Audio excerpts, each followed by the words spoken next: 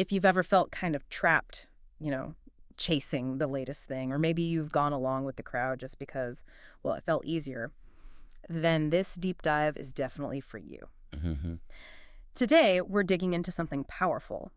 How being unimpressed can actually be a superpower for a clearer, maybe saner, and definitely more purposeful life. Yeah, that's a great way to put it. The core idea, when you stop being impressed by the wrong things, you really start building the right ones. Yeah. We've looked at everything from modern psychology to ancient philosophy for this. Right.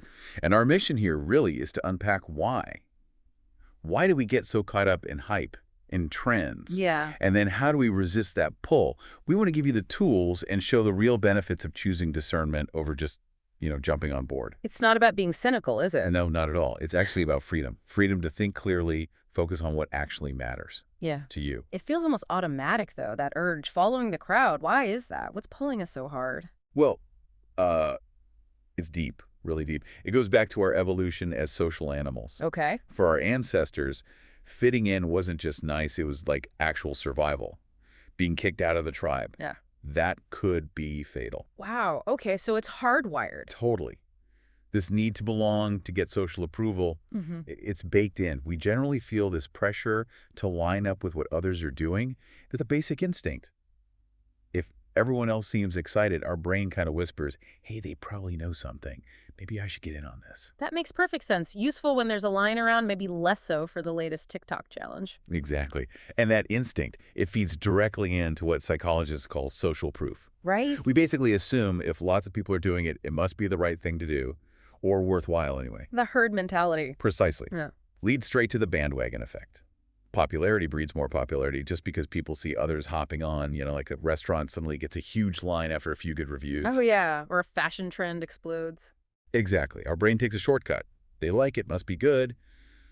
Saves thinking, sure, but it can seriously short-circuit our own critical judgment. And then there's that awful feeling being left out. FOMO. Fear of missing out. That's huge, right? Oh, FOMO is a massive engine for hype. Right. It's that anxiety, that nagging worry that if you don't join in, you'll miss out on something great or get left behind. Creates urgency. Totally. A false sense of urgency. Yeah. Psychologically, it's incredibly potent because nobody wants to be the odd one out, Yeah. right? The one who missed the boat on a great deal. Right. Or didn't get rich when everyone else supposedly did. Like the crypto craze. Perfect example.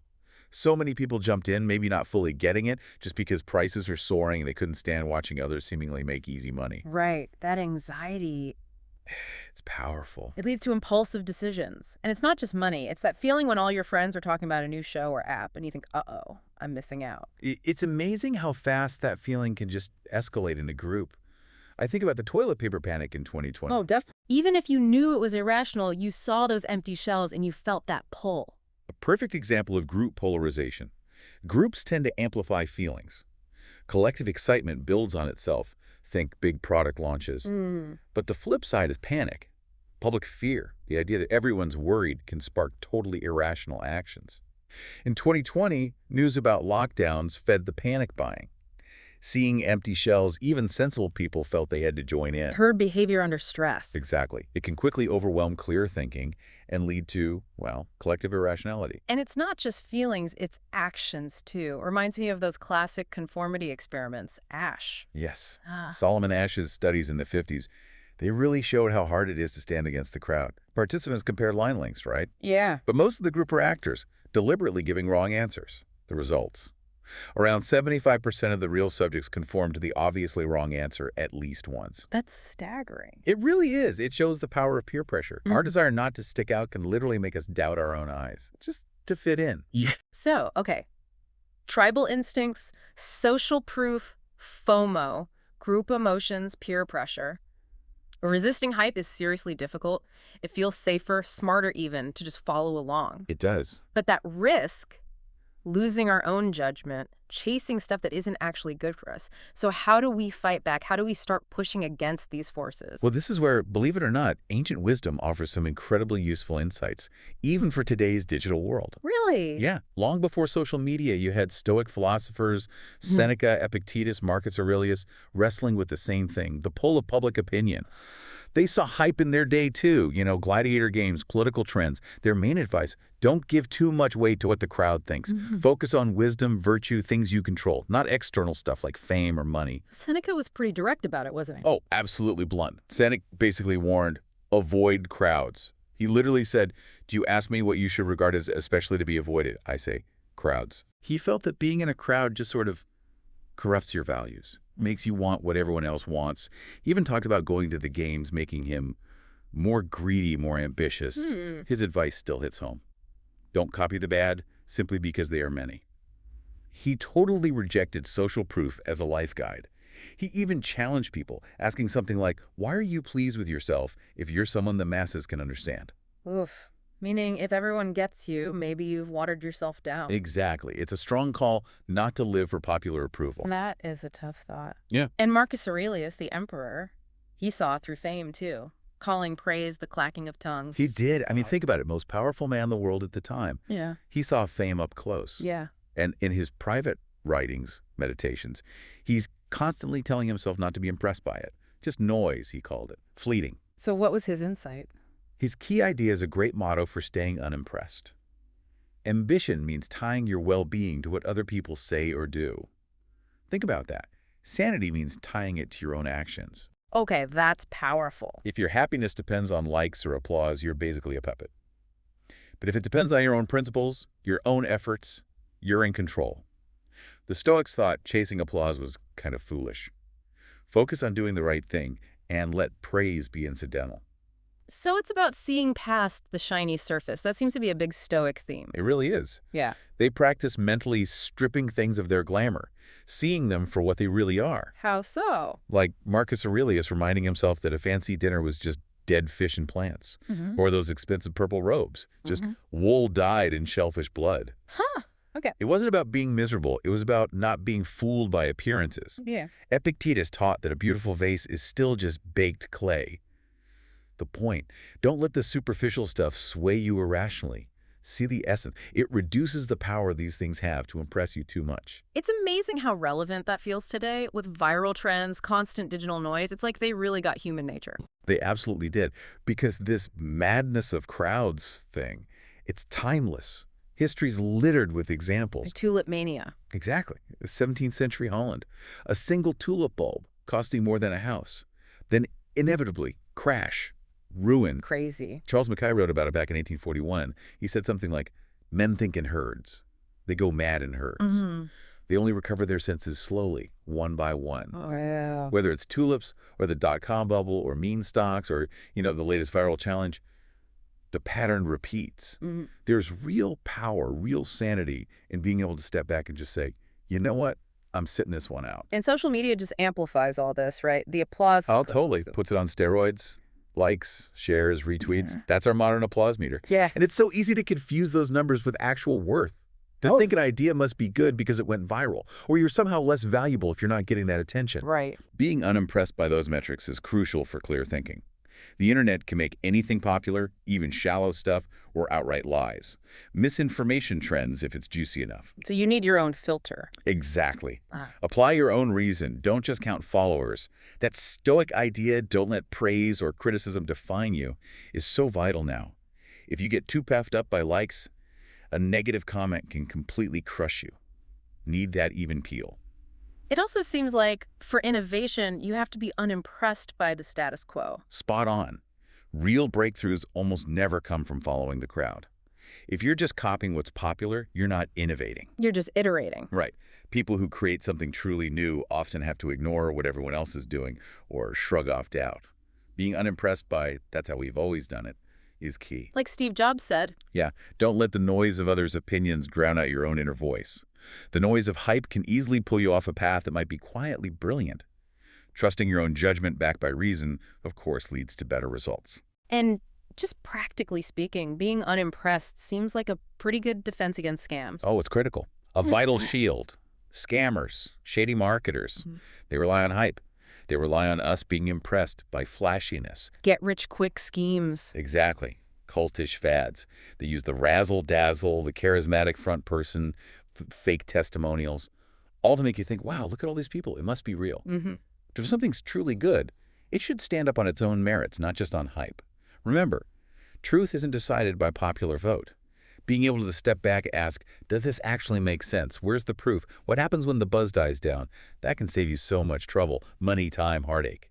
And digging deeper, this whole mindset sounds like it leads to more peace, authenticity. Profoundly so, I think. When you're less impressed by all the external noise, there's just this huge sense of inner calm. Yeah. Think about it. If you're constantly chasing what impresses you out there, your mind is always looking outward, comparing, envying maybe. We've all felt that pang, right? Seeing someone's perfect vacation photos or hearing about some trendy achievement. Right. And if we're easily impressed by those outward signs, we might just blindly chase the same things. Not because they fit us, but because we bought into the hype of that's what success looks like. Freeing yourself from that knee-jerk reaction lets you define success and happiness for yourself. You know that saying, comparison is the thief of joy. Yeah, good one. If you can be unimpressed by all the status games society plays, you protect your own joy. You feel more content with what you have, what you genuinely enjoy, instead of always feeling like you're falling short. Okay, so we get why we fall for hype, and we have this fantastic wisdom telling us why being unimpressed is so valuable. But knowing versus doing, that's the tricky part. How do we actually do this? How do we cultivate this mindset day to day? Yeah, that's the core challenge, isn't it? Yeah. Building the habit. Okay, first step, pause and reflect. When you feel that rush, excitement, anxiety, whatever that says, I need to jump on this now, just take a breath. Hype thrives on impulse. Right. Train yourself to pause, ask simple questions. Will this really matter in a week, a year? Am I interested in this thing itself or just because everyone else is? Giving yourself that space separates real interest from herd-induced FOMO. Like wait a month before buying the hyped gadget? Exactly. Often the urge just vanishes. Okay, a cool down period. Good. What else? Second, strengthen your core values. Really take some time to define what you actually care about. What does success look like for you? Get clear on your own North Star. Precisely. When you have your own values, your own long-term goals, it's much easier to evaluate things. You can ask, does jumping on this trend actually help me get where I want to go, or is it just a shiny distraction? So if you value, say, quiet time, you might not be impressed by the latest hustle culture trend. Exactly. Knowing your own measuring stick means you rely less on the crowd's applause meter. And avoiding that echo chamber. I guess seeking out different views is key. Absolutely critical. Third, seek diverse perspectives. If literally everyone you know is saying the same thing, make a conscious effort to find credible voices who disagree. Poke holes in the hype. Yeah, it punctures exaggerated claims. Think of it like having a designated skeptic friend you can consult, even if it's just an article or a different podcast. If some investment is touted as a can't lose, read a smart critique. You might still decide to go for it, but you'll do it with your eyes wide open. I like that stoic idea you mentioned, kill the clamor. Yes. Fourth, practice stoic skepticism. Mentally strip away the hype, that impressive celebrity endorsement. It's just a person getting paid, that sleek luxury car. Still fundamentally a metal box on wheels. Doesn't mean you can't like nice things. Not at all. It just stops you from overvaluing them, from letting them sway you irrationally. Next time an influencer pushes something, ask yourself, if my boring neighbor showed me this, would I care? Reduces the magic spell. And probably just consume less hype. Limit the inputs. Definitely. Fifth, limit the hype inputs. Social media, the 24/7 news cycle. They're like constant IV drips of what everyone else thinks or is doing. Yeah. So prune your feeds.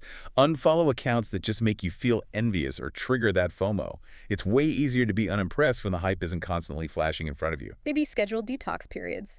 Great idea. Like one day a week off social media. Use that time for something grounding. Read a book, go for a walk. Notice how your perspective shifts when you're not bombarded. It's also useful, I find, to look back. Remember past crazes that seem silly now? Excellent point. Okay. Sixth, remember past trends. It's amazing how yesterday's massive deal seems utterly ridiculous today. Where are all those fidget spinners? Remember planking? Yeah, God, planking. Right. Keeping that long view builds healthy skepticism. Not cynicism, just realism. A lot of buzz is temporary. Ask yourself, is this just tulips in 1636 all over again? That simple question can save you from being stuck holding the bag. And instead of looking for validation outside, focus on your own actions. Exactly. Seventh, focus on actions, not applause. Make it a principle. Measure yourself by your effort, your values, not by how impressed others seem. Like Marcus Aurelius said, tie your well-being to your actions. So if you're an artist, care more about the work than the likes. Precisely. If you help someone, do it because it's the right thing, not for the social media post. When you focus on internal rewards, you naturally become less needy for that external hype hit. And often, ironically, that makes you more genuinely admirable, more consistent, more authentic. Okay, and finally, my personal favorite, embracing JOMO, the joy of missing out. Yes. Eighth, embrace the calm of missing out. Hmm. JOMO. Intentionally decide that not being part of certain things is actually liberating. Reframe it. Totally. When you skip that hype-fueled event or trend, focus on what you gain, time back, money saved, maybe just the peace of mind from not dealing with crowds or pressure. Like staying home with a book instead of fighting Black Friday crowds. Exactly. Feeling content, not deprived. Realize life goes on perfectly fine, even if you don't know every single viral meme.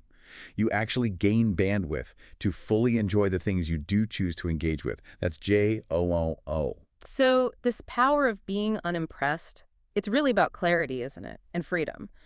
Reclaiming control over where your energy goes. Mm-hmm. When you stop automatically bowing to hype, trends, public opinion, you free up that energy to build the right things, real skills, real relationships, pursuing things you genuinely care about, building a life that actually makes you happy on your own terms. And again, it's not about being grumpy or joyless. Popular things can be great. Trends can be fun. Right. The difference is conscious choice versus compulsive reaction. Just being aware of our biases, that urge to conform, that fear of missing out, weakens their grip. You can almost observe yourself. Is that FOMO feeling again? Okay, it's just a feeling. I don't have to act on it. Might feel a bit lonely sometimes, going against the flow. It can, initially, but it builds real inner steadiness, real judgment. And ironically, like we said, not trying so hard to impress others often ends up being genuinely impressive in a much deeper way. So, a final thought for everyone listening. Next time you're hit with the latest hype, could be a product, a popular opinion, a panic everyone seems caught in. Just try being a little unimpressed. Yep. Pause. Observe.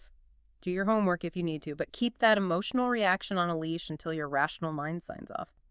You might find you save yourself a lot of trouble by not jumping on the bandwagon. Or, hey, if it is valuable, you'll engage with it intentionally, with appreciation, not just like a robot in the crowd. Ultimately, being unimpressed by the wrong things frees you up to be truly impressed by the right things. Your attention, your admiration, they're precious resources. Spend them wisely. Be impressed by kindness, by real innovation, by courage, by honesty. Be impressed by the friend who sticks by you when things are tough, or the colleague who quietly gets really good at their craft without needing a parade. There's so much good in the world that doesn't scream for attention. When you stop chasing every shiny distraction, you create the space to build and cherish what actually matters. And that, really, is a life well lived. On your terms, with your eyes wide open.